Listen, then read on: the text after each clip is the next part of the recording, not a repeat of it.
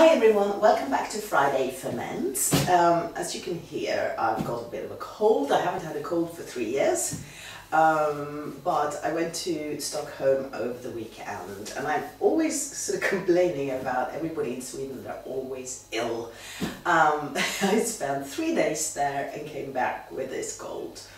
Obviously something in the air in Sweden, I don't know, maybe the houses, there's no draft in there at all, so maybe it's just too stagnant, I don't know, but this is what I sound and look like.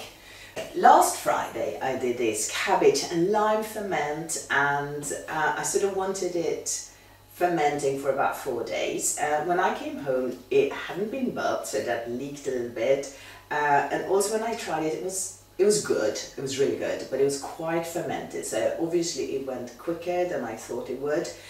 Maybe because it was really sunny in this kitchen,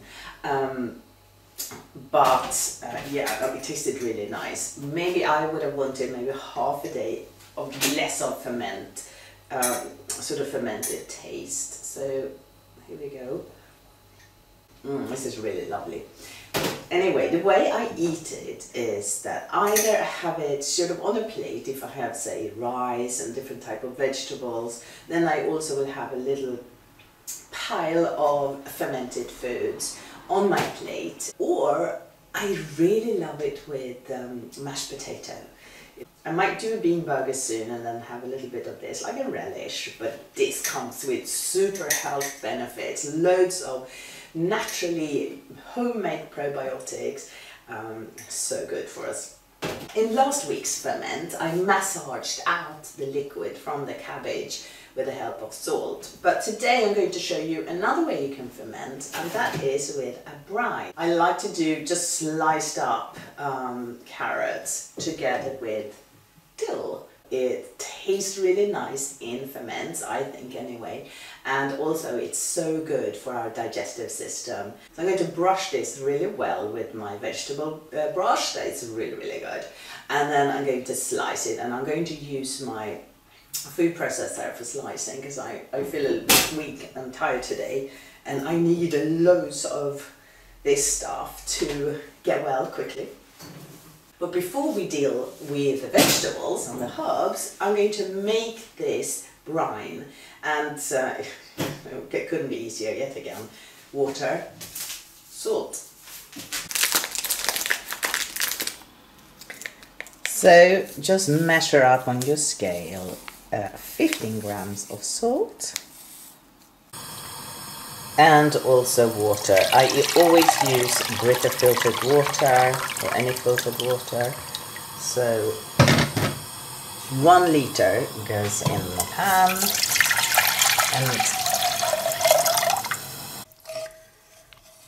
just mix the water and the salt until the salt is dissolved. I cut off the ends and just remove those, and then I will just slice this up.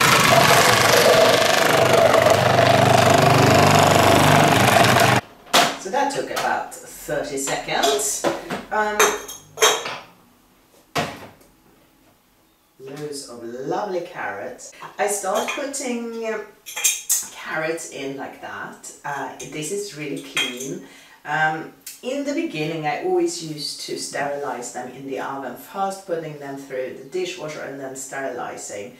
But as I got more and more lazy through the years, I've just done it in the washing machine on a high temperature, and I've never ever had any problems with growing molds or anything like that. So I've stopped sterilizing them in the oven. Dill, and then just build it up. And of course you can have any, I try to separate them a bit, these little slices.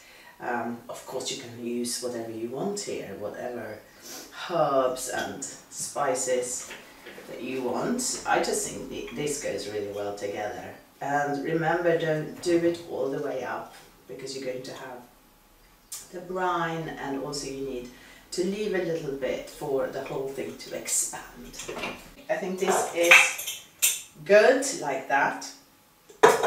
Now the brine, and Again, you need to have the water covering the vegetables. That is what keeps them lovely and healthy, and molds and stuff will grow, but the good healthy bacteria got an upper hand with all that salt and will just release more and more, and loads of the fabulous bacteria will start to multiply, and this is will be your little health pot. So if you don't have filtered water, I do recommend that you boil up your water and then let it cool down. You need something to push this down. If you have another stalk and the leaf from a cabbage, you can use that. I know plastic is not ideal here, but you know, you want to get started and you don't want to spend a lot of money to begin with. To see if you like this process, then you know, I do recommend using a plastic bag and then putting the brine in there.